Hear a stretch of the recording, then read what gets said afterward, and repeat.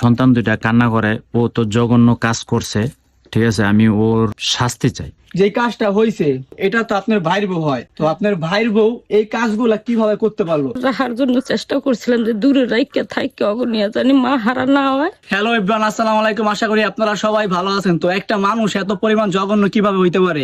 তো আমার পিছনে দেখতে পাচ্ছেন দুইটা বাবু আছে। এই দুইটা সুন্দর বাবু ফালাইয়া সে চলে গেছে অন্য একটা পোলার সাথে। তো কি বলবো, দুঃখের কথা, এই ঘটনা ঘটছে হচ্ছে আমার এক মামার সাথে।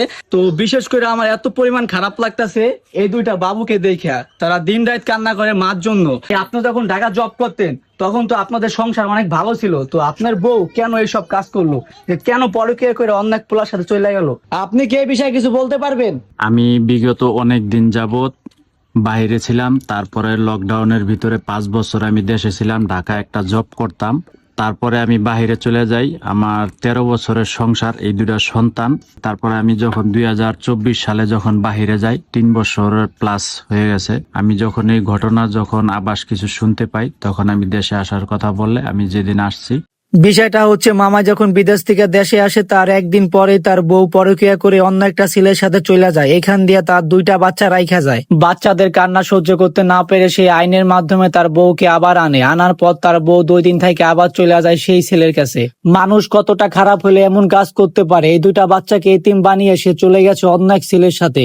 এটা তো আপনার ভাইয়ের বউ হয়, তো আপনার ভাইয়ের বউ এই কাজগুলা কিভাবে করতে পারলো? মানে এত সুখে থাকতো, হ্যাঁ, তো সবাই আদর করতো, আমাকে ফ্যামিলির আত্মীয় স্বজন সবাই ওরে আদর করতো, যত্ন করতো সবাই।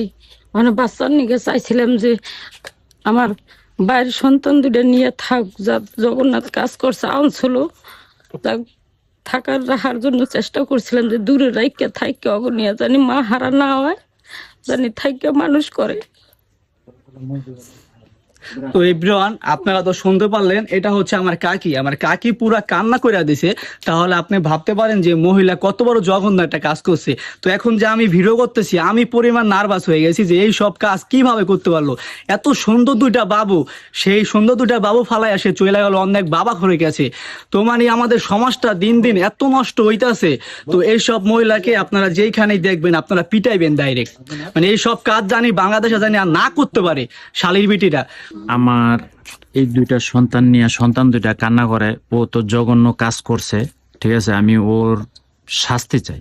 আমার পুরো পরিবারটাও ধ্বংস করে দিছে, টাকা পয়সা স্বর্ণ অলংকার যেখানে যা আছে ও সবকিছু নিঃস্ব করে দিয়া ওই নেশাখোর ছেলের সাথে চলে গেছে। চলে যাওয়ার পরে এখন তো আমি বাচ্চা দুইটা সামলাইতে জন্য অনেক কষ্ট হয়। আমি চাই যে সর্বোচ্চ দুনিয়ার মানুষ যত আছে সবাই দেখা সর্বোচ্চ সাজা জানে তাদেরকে দেয়। আর আমি কারো কাছে কোনো আইনের কোনো সহযোগিতা নেই নাই। দুনিয়ার বুকে আমি জনগণের সাহায্য চাই আর উপরে আল্লাহর সাহায্য চাই।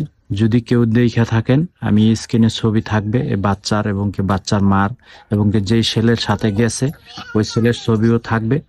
যদি কেউ দেখা থাকেন এই পেজে যোগাযোগ করবেন এবং কি কন্টাক্ট নাম্বার থাকবে, এই কন্টাক্ট নাম্বার আপনারা যোগাযোগ করবেন। যদি আপনারা যোগাযোগ করার পরে যদি বলেন, আমি পুরস্কার দিতে বাধ্য।